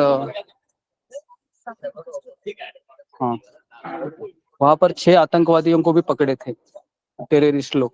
और आपको पता है कि 6 आतंकवादी 6 भक्तों को पकड़े थे आतंकवादियों, और 6 भक्तों को ऐसे ही ब्रिज के अपोजिट साइड पे खड़े किए थे, और उनको पता है कि अभी मैं मरने ही वाला हूँ, है ना। तो अभी वो लड़ सकते थे कि नहीं, जैसे लादिनी माता जी कैसे चली गई और उनको राइफल ऐसे पकड़ने की कोशिश की उसने, लेकिन उसको पता है मैं मरने वाली हूँ, लेकिन बाकी के 6 लोगों ने ऐसे नहीं किया, बराबर है। बाकी के 6 लोगों ने चुपचाप बोले ठीक है अभी हम मरेंगे, क्योंकि उन्होंने स्वीकार किया था अभी हम मरेंगे, है ना, बस केवल एक ट्रिगर दबाना ही बाकी है। तो जैसे ही ट्रिगर दब गए, खट खट खट खट खट खट, 6 के 6 लोग वहीं पर शूट आउट करके, और वो ऐसे ऐसे जोर जोर से हरिनाम ले रहे थे, क्योंकि उनको पता है अभी हम मरने वाले हैं। सोचो अगर मैं और आप जगह होते थे ना उस केस में, तो पता नहीं हमारे मन में कितने सारे विचार आते होंगे उस समय। क्या लगता है आपको? अगर हमको ऐसा खड़ा किया होगा और आतंकवादी ऐसे राइफल लेके, तो हमें तो मुझे सुनाने में कुछ नहीं लगता है अभी, मुझे में कोई इमोशन नहीं आ रहे, लेकिन वो व्यक्ति के भीतर क्या इमोशन आ रहे होंगे उस समय कि मैं अभी कभी भी मर सकता हूँ, और मैंने 10 साल भक्ति की है, कृष्ण कहाँ है अभी, ये भी उनको मन में आ रहा होगा। कृष्ण क्यों नहीं मुझे बचाने आ रहे हैं, क्या मैं भक्त नहीं हूँ? कितने सारे सवाल उस समय आते होंगे। फिर भी वह उस समय हरे कृष्ण कृष्ण कृष्ण हरे हरे, हरे राम राम राम हरे हरे, जोर जोर से चिल्लाकर वह, है ना, अपने प्राणों को त्याग दिए। और उनमें से कुछ इनिशिएटेड डिवोटी भी नहीं थे, कम से कम 2-3 दीक्षित भक्त नहीं थे। आप समझ सकते हो कि आतंकवादियों का खौफ। एक व्यक्ति तो पता है ना वैशासन के नीचे जाकर छुप गया, और पता है वो 2 दिन से वो बाहर नहीं आया, 2 दिन उधर ही छिपा था। आप सोच सकते हो, इमेजिन करो 48 आवर्स वो वैशासन के नीचे ही है। क्या दहशत होगी ना टेररिस्ट लोगों की। ये सब अनुभव किया है ना भक्ति में। जी, और किसी को कुछ कहना है? गुरु जी ये सब तो ठीक है, जो गुरु जी ये सब ठीक है, जब सिचुएशन ऐसी आए भगवान के छोड़ना है हाथ तो क्योंकि उनके ऊपर ही आश्रित है, छोड़ना तो उन्हीं के ऊपर है, पर प्रयास तो करना चाहिए ना अपना। एक नहीं मारेंगे 2 दिन तो मारेंगे ना हम भी, मरना तो है ही है। लेकिन प्रयास करते समय आपका मन भगवान में नहीं है, तो और आप प्रयास करते करते आपको उसने मार दिया, तो आप भगवत धाम जाओगे क्या? ये मेरा सवाल है। और अगर आप प्रयास छोड़कर अपना मन भगवान में लगा दिए, भगवान भी तो पता, भगवान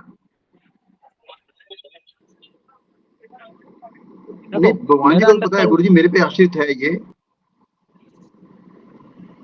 मैं एकदम वस्तुवत सिचुएशन बोल रहा हूँ यहाँ पर आपको, कि अगर आप खुद को प्रोटेक्ट करा सके तो प्रोटेक्ट करना चाहिए। लेकिन जब मैं यहाँ पर ये एग्जांपल दे रहा हूँ कि आपके पास राइफल भी नहीं है, आप अकेले नियत से खड़े हो, फिर भी आप सोच रहे हो कि मैं उससे लड़ सकता हूँ, इसको तो मैं मूर्खता बोलूंगा। मैं तो शायद बोलूंगा कि चलो अभी मरना है।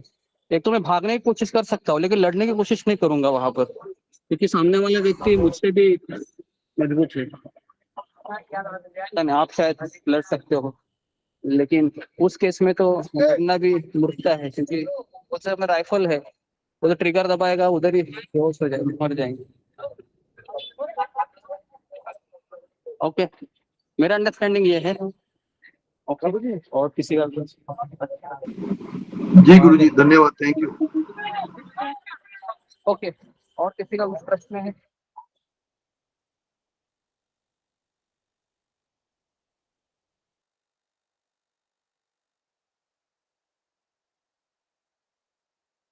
ओके, तो अभी हम भागवतम पे अभी हम प्रवेश करते हैं।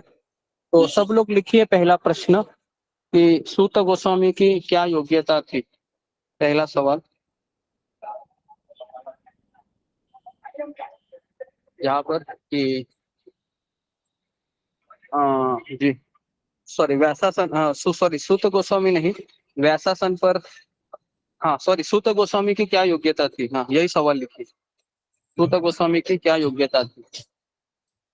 पहला आंसर लिखिए, वह विद्वान होना चाहिए, है ना। बधाई, हाँ सॉरी, वक्ता की योग्यता बताई गई। सॉरी, इसको जरा सूत गोस्वामी नहीं, शौनक ऋषि लिखिए, शौनक ऋषि या वक्ता, इनकी सॉरी वक्ता नहीं, संबोधन करने वाला या बधाई देने वाला, उसकी क्या योग्यता होती है, उसकी क्या योग्यता होती है। ठीक है प्रभु जी नहीं समझ आया प्रश्न, फिर से बता प्रभु दीजिए। जी वक्ता ही तो है प्रभु जी, इसमें प्रभु जी इसमें वक्ता ही तो बोला गया है ना, वक्ता की बधाई क्या योग्यता है? वक्ता को बधाई या संबोधन दिया जाता है, तो बधाई देने वाले की योग्यता इस प्रकार से होनी चाहिए, ऐसा लिखा हुआ है। ठीक से पढ़ोगे तो पता चलेगा। बधाई देने वाला मतलब जैसे व्यासन पे कोई बैठा है ना, जैसे गौरांग प्रभु ने बीटेक आईआईटी से इतना किया है, वो बोलते हैं ना माइक लेकर, सुना है कि नहीं? जैसे कोई व्यासन पर बैठता है, जैसे अमरेंद्र प्रभु बैठ गए, तो उन्होंने एजुकेशन कितना लिया है, कितना प्रचार किया है, ऐसे माइक लेके कोई बोलता है कि नहीं? सुना है कि नहीं? मंदिर तो गई होंगी ना? यस प्रभु जी। हाँ, तो ये सब चीजें उसको बोलते हैं बधाई देने वाला, है ना? किसी को भी माइक देते हैं क्या वो बधाई देने वाले को? नहीं ना, वो भी एक क्वालिफाइड व्यक्ति होता है। जैसे अभी राधानाथ महाराज बैठे हैं, तो हमेशा गौरांग प्रभु माइक लेते हैं और महाराज का वेरिफिकेशन करते हैं, बराबर है जी। तो ये लिखिए, पहला लिखिए, वह वयस्कर होना चाहिए, ठीक है? हाँ, लिखिए, पहला लिखिए, वयस्कर होना चाहिए। दूसरा लिखिए, वह नेता होना चाहिए। नेता होना चाहिए। तीसरा लिखिए,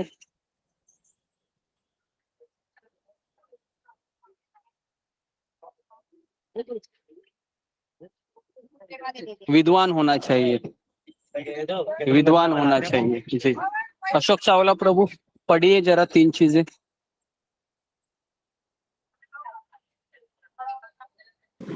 जी गुरुजी, 2 ही चीजें लिखी है गुरुजी, इसमें लिखे हुआ है। एक तो उसे सभासद का अग्रणी सदस्य होना चाहिए, यानी कि नेता होना चाहिए। ओके, कितने दूसरा है लोगों ने उसे लिखा है? विद्वान होना चाहिए। 3 चीजें फिंगर को रेस्ट कीजिए, जो मैंने अभी बताई कि बधाई देने वाले की योग्यता क्या होती है। जी, शुक्रिया दिवाटे।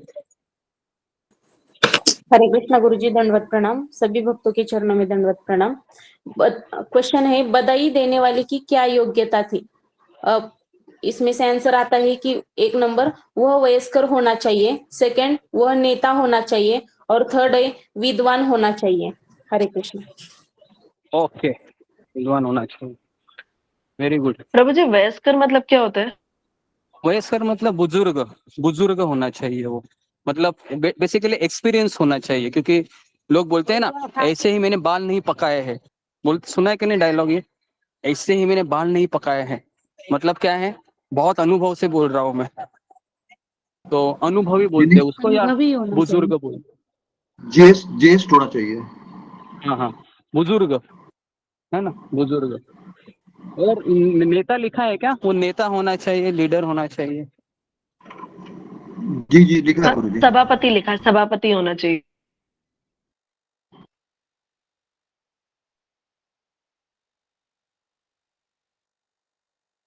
ओके, हाँ बोलो। और सुत, ओके, और लिखिए अभी पानी सुत गोस्वामी की योग्यता लिखिए। सुत गोस्वामी की योग्यता।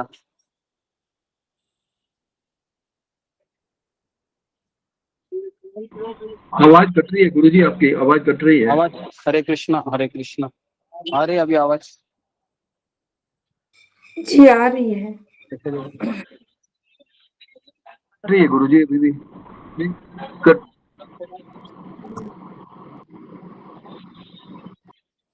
ठीक से आ रही है। ओके, अभी आ रही है आवाज? हरे कृष्णा। जी गुरुजी आ रही है। कट रही है क्या? जी नहीं, 1 मिनट 2 मिनट। नहीं आ रही है। अब आ रही है ना, गुरुजी। मुझे तो लगता है आ रही है आवाज, क्योंकि मैं तो पूरे नेटवर्क में खड़ा हूँ, खुले आसमान के नीचे खड़ा हूँ। आ रही है जी गुरुजी आ रही है गुरुजी। हो सकता है मेरे नेटवर्क में प्रॉब्लम हो सकता है। हाँ, जी। तो लिखिए, सूत गोस्वामी की योग्यता क्या है?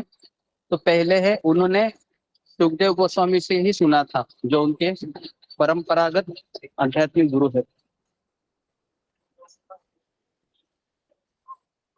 उन्होंने सूत गोस्वामी से सुना था, जो उनके परंपरागत आध्यात्मिक गुरु है।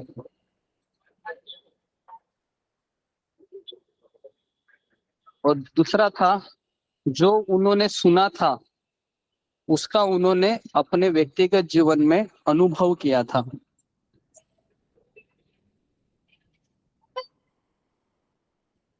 दूसरा लिखिए, जो उन्होंने सुना था वो उन्होंने अपने व्यक्तिगत जीवन में अनुभव किया था।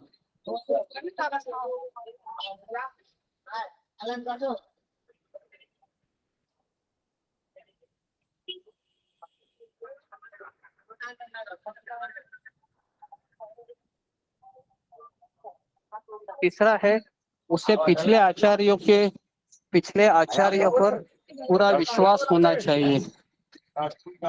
तीसरा लिखिए, उसे अपने पूर्ववर्ती आचार्यों पर पूर्ण विश्वास होना चाहिए।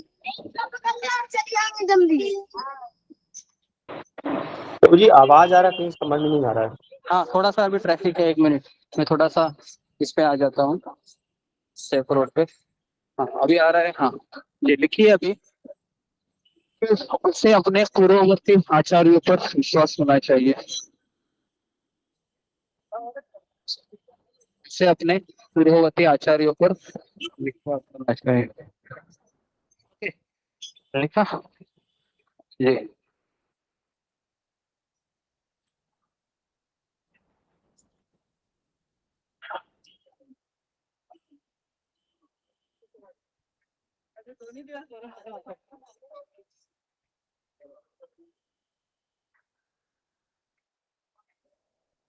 और वह अपने आप को एक प्रतिनिधि के रूप में उसने अपने आप को समझना चाहिए कि मैं एक प्रतिनिधि हूँ। व्यासदेव व्यासासन पर बैठने वाला व्यक्ति व्यासदेव का प्रतिनिधि होता है। प्रतिनिधि मतलब मैं केवल एक साधन हूँ, है ना। रिप्रेजेंटेटिव बोलते हैं उसको इंग्लिश में, प्रतिनिधि।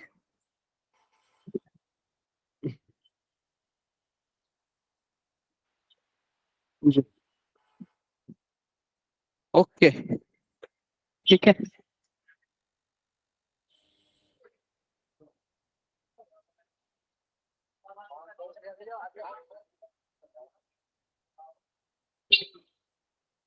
हाँ, इसमें से एक जरा एक लाइन है, देखो अशोक चावला प्रभु, जरा पढ़ोगे क्या आप कि व्यक्तिगत, उन्होंने लिखा है कि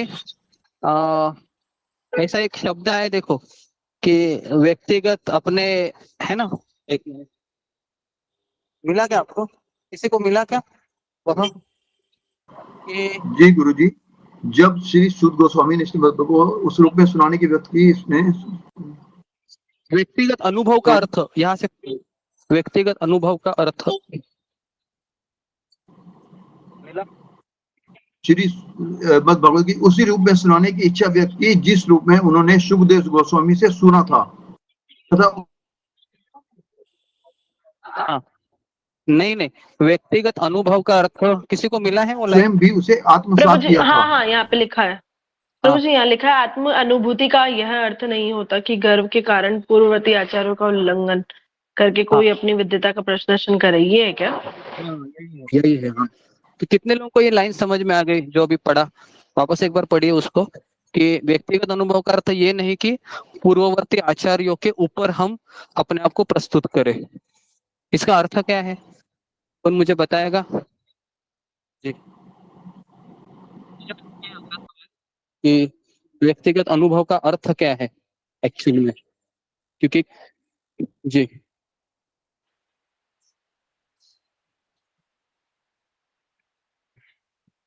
जी बताइए रीना गंगवार। हरे कृष्णा प्रभु जी, धन्यवाद प्रणाम।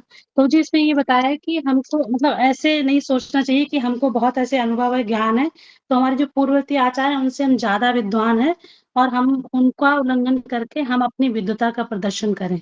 तो ऐसे हमको नहीं होना चाहिए। हमको हमारे पूर्ववर्ती आचार्यों का पूरा विश्वास और सम्मान करना चाहिए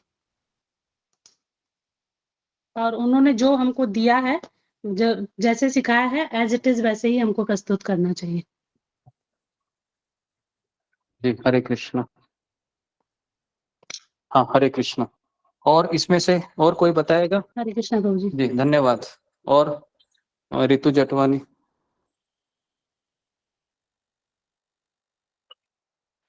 प्रभु जी मेरा भी यही था सेम कि हम जो हमारे आचार्य होते हैं या हमारे जो गुरु होते हैं वरिष्ठ होते हैं उन वो जो भी बता रहे हैं वो ही सही है, भले ही हमें वो हमारी बुद्धि से वो सही नहीं लग रहा है, लेकिन जो उन्होंने बताया वही हमें एज इट इज फॉलो करना चाहिए।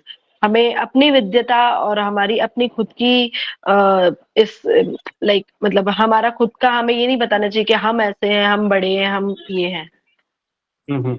जो उन्होंने बताया वही हमें फॉलो करना चाहिए। जी जी जी, ओके, धन्यवाद। ठीक है, ओके। और किसी का कुछ यहाँ पर कुछ प्रश्न है तो पहले श्लोक में इतना ही बोला है। जी, जागृति चाग, कुछ पूछना है किसी को इसमें? नहीं था, पूछना नहीं था गुरुजी, यही बताना था कि हमें हमारे जो वरिष्ठ गुरु होते हैं, आध्यात्मिक गुरु होते हैं, उनके उनसे सुपीरियर नहीं हमें होना है किसी भी फॉर्म में।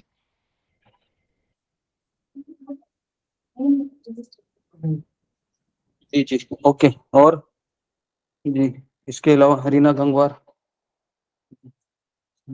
हरे कृष्णा प्रभु जी। प्रभु जी मेरा प्रश्न है कि जैसे कभी मान लिया किसी को संशय हो गया, गुरु की या वरिष्ठ आचार्यों की बात पर संशय हो गया, तो उसको अपना संशय कैसे दूर करना चाहिए?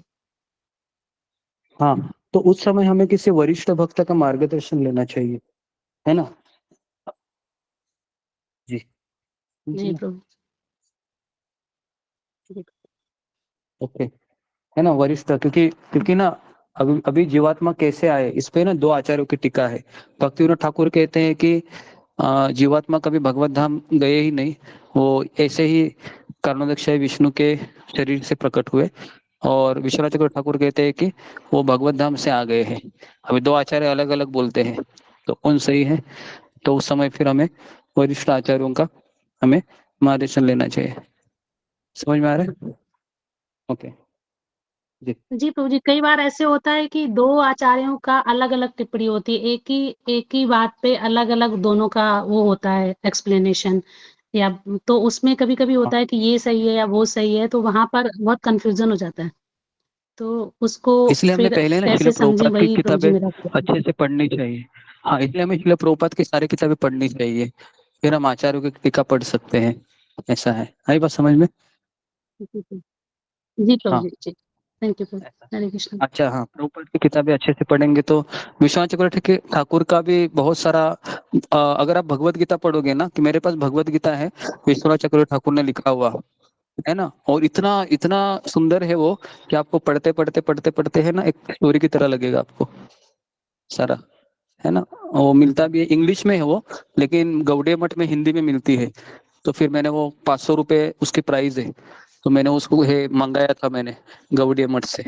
तो वो भी आप रेफर कर सकते हैं, जिन्होंने भगवत गीता पढ़ी है ना, तो विश्वनाथ चक्रवर्ती ठाकुर का भगवत गीता आता है, वो आप एक बार पढ़िए और आपको अच्छे समझ में आएगा।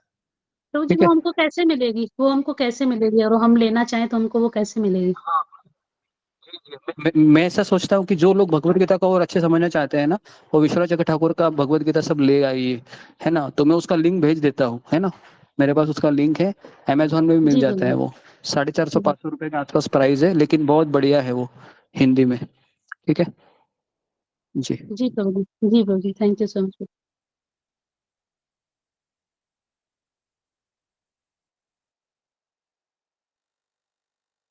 Okay, Manorama Tiwari, okay. और किसी से कुछ प्रश्न है? सुमिता सिन्हा। हरे कृष्ण गुरुजी, दंडवत प्रणाम, शिव भक्तों को दंडवत प्रणाम।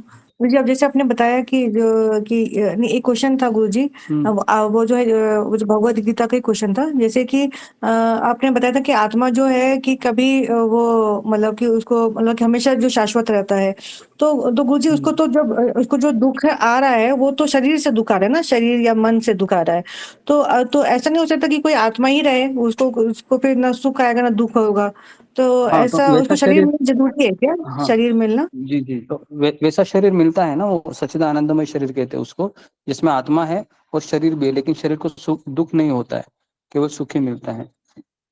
अब अभी क्या हो नहीं रहा है नहीं। ना, अभी ये, हाँ, हम्म। तो मेरा क्वेश्चन ये था कि जैसे कि हम लोग स्टार्टिंग में तो बस आत्मा ही थे ना गुरुजी, तो कोई उसमें शरीर तो बाद में, या मन बुद्धि अहंकार का परत तो बाद में लगा, तो वो अगर आत्मा को आत्मा ही छोड़ दें तो वो नहीं होगा, उसमें शरीर और मन जोड़ने पे ही तो प्रॉब्लम आता है सारा चीज। नहीं नहीं, लेकिन ये जोड़ा किसने है ये भी तो समझो ना, ये हमने कृष्ण को कहा कि ये जोड़िए करके, मन बुद्धि अहंकार वाला, है ना। पहले तो हम भगवत धाम में अच्छे से थे, आई बात समझ में। हाँ, तो हमने जब भगवान से अलग रहने की इच्छा की ना, तब ये सब चीज हो गया ना। तो इसके लिए भगवान ने हमें मन बुद्धि अहंकार वाला भी शरीर दे दिया, है ना। तो इच्छा तो गुरुजी मन ही करता है ना, तो हम लोग ने इच्छा, वहां पे फिर लेकिन मन कुछ तो होगा ना, मन। मन तो देखो, एक होता है शुद्ध मन, एक होता है दूषित मन। शुद्ध मन मतलब जो हमेशा भगवान के बारे में सोचता है, और अशुद्ध मन मतलब जो अपने बारे में सोचता है ना। तो इसलिए देखिए, एक चीज हमेशा याद रखिए कि फ्री विल हमेशा हमारे साथ रहेगी। फ्री विल का अर्थ क्या है? स्वतंत्रता, बराबर है। अभी भी स्वतंत्रता है कि नहीं? कल मैं जपा में आऊं या ना आऊं, इसमें स्वतंत्रता रहेगी हमेशा, क्या लगता है? रहेगी ना, हमेशा रहेगी स्वतंत्रता, बराबर है। फिर भी हम क्या कर सोचते हैं, हम आएंगे कृष्ण, तो ये हमारा स्वतंत्रता का सही उपयोग कर रहे हैं। और दुरुपयोग क्या है कि कृष्ण भी नहीं आएंगे, बहुत बोर हो गए, है ना, रोज रोज क्या है हम उठे, अभी अच्छा नहीं लग रहा है। कितने लोग ऐसा लगता है सुबह उठने में, ये रोज रोज क्या उठे, थोड़ा संडे के दिन छुट्टी भी लेना चाहिए, है ना। ये गुरु जी कैसा आदमी है, स्वयं भी आता है, दूसरों को भी बुलाता रहता है, छुट्टी भी नहीं देता है। मन में ऐसा विचार आ सकता है, बराबर है जी। तो इसके लिए हमें ये हमेशा समझना चाहिए कि ये हमारे फायदे के लिए हो रहा है ना, मेरे हित के लिए हो रहा है। ठीक है जी, तो मेरा इतना ही अंडरस्टैंडिंग है इसमें। जी धन्यवाद गुरुजी। ओके, और जी रितु जटवानी। प्रभु जी मेरा एक क्वेश्चन थोड़ा अलग है, पूछूं क्या अभी? हाँ पूछो, जो पूछना है पूछिए, ये वैसे भी फ्री ऐसा कोई प्राइवेट ये नहीं है, पूरा कोई भी पूछ सकते हैं जो आपको पूछना है, ठीक है ओके पूछिए। प्रभु जी। प्रभु जी जैसे मटेरियल ऑपुलेंस जो होता है ना, उससे जो वो मिलता है मटेरियल ऑपुलेंस, तो मैंने महाराज का लेक्चर सुना था, महाराज के लेक्चर में वो बता रहे थे कि जो मटेरियल ऑपुलेंस होता है वो हमारी भक्ति के लिए बाधक है। तो जो प्रभु जी जैसे बहुत बड़े बड़े लोग होते हैं जो सारे मटेरियल ऑपुलेंट होते हैं, तो उनको तो वो सुकृति की वजह से मिलता है ना, उनकी जो ऑपुलेंस है, तो वो तो भक्ति में फिर आगे बढ़ाना, मतलब उससे तो भक्ति में हम आगे बढ़ते हैं ना। अगर हमारी सुकृति बढ़ रही है तो फिर वो तो हमारी भक्ति को आगे लेके जाएगी ना प्रभु जी।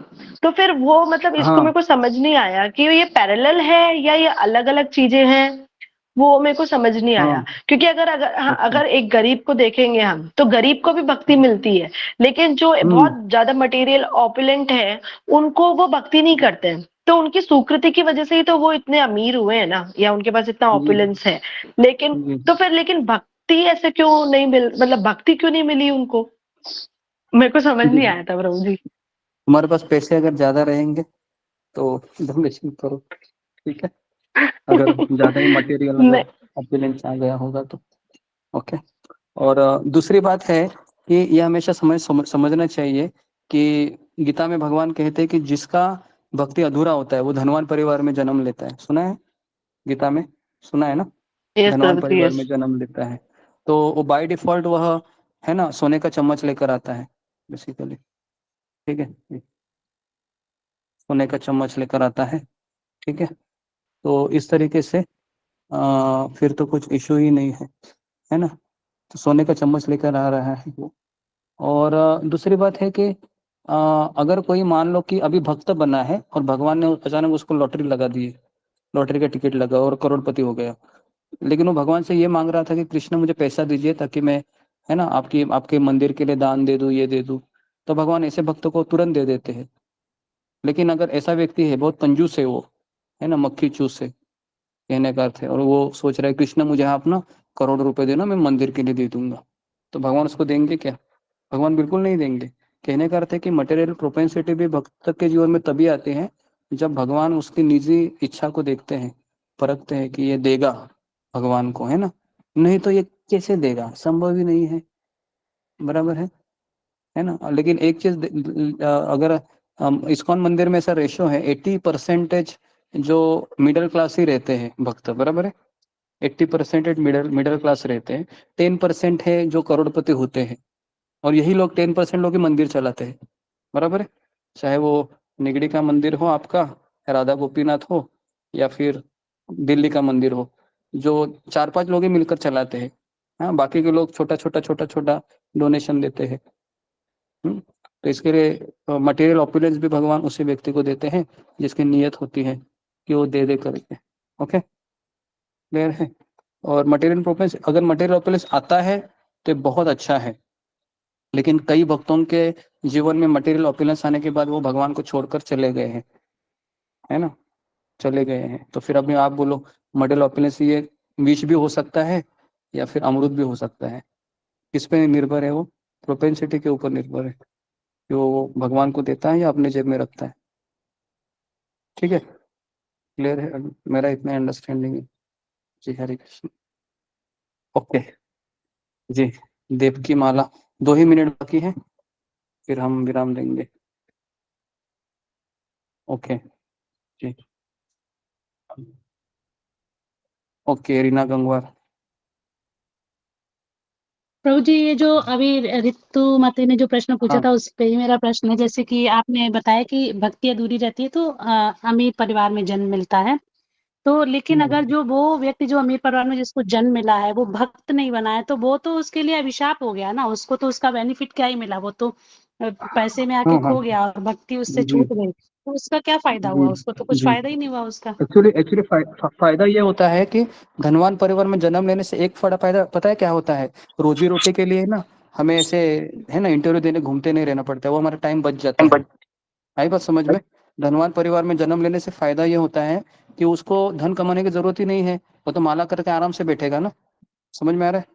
इसके लिए वो धनवान परिवार हाँ, में तो भगवान जन्म मेरा लेते हैं। प्रश्न ये है कि जो लोग भक्ति जैसे धनवान परिवार में जन्म लिया लेकिन वो भक्ति नहीं कर रहे हैं और उनको पूर्व सुकृति या कुछ भक्ति की वजह से उनको धनवान परिवार मिला है और अभी इस हाँ, तो जन्म में फिर आके वो भक्ति कर वो ही नहीं चला रहे हैं, गया फिर वो। एकदम टोटली जी मटीरियल है, तो फिर तो वो अभिशाप हो गया जी, उनको, उसका कुछ फायदा नहीं हुआ हाँ उसका। हाँ, अभिशाप हो गया है ना अभी, क्योंकि वो बहुत ज्यादा पाप करेगा अभी, बराबर ना, बहुत ज्यादा पाप जी करेगा प्रभु। क्योंकि उसको भक्तों का संग ही नहीं है उसके पास।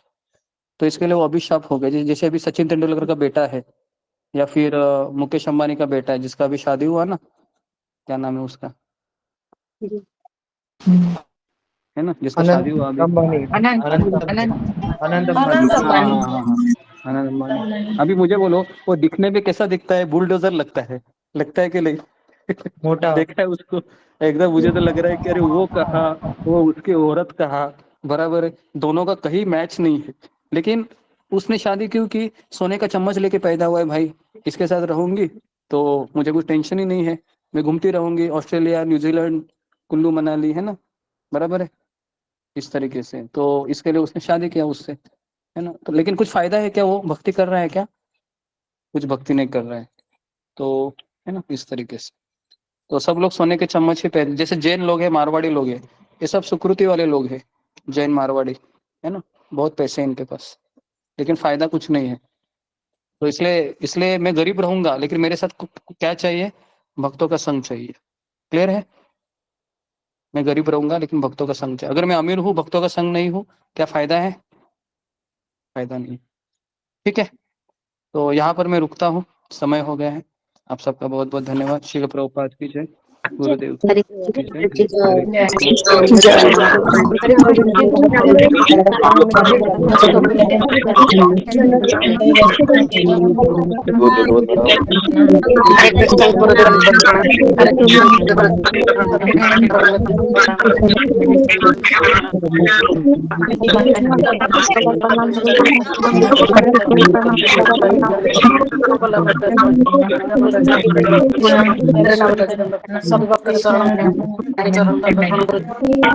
हरे कृष्णा माता जी के हरे कृष्णा रंजना माता जी के प्रणाम, हरे कृष्णा सना को प्रणाम, सब हरे जी के प्रणाम, हरे कृष्णा भक्त कोटि कोटि दंडवत प्रणाम, हरे चरणों में दंडवत प्रणाम।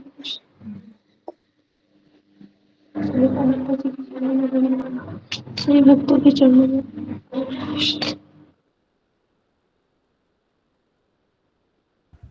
हरे कृष्णा। सब भक्तों के चरणों में दंडवत प्रणाम। गुरु जी के चरणों में दंडवत प्रणाम।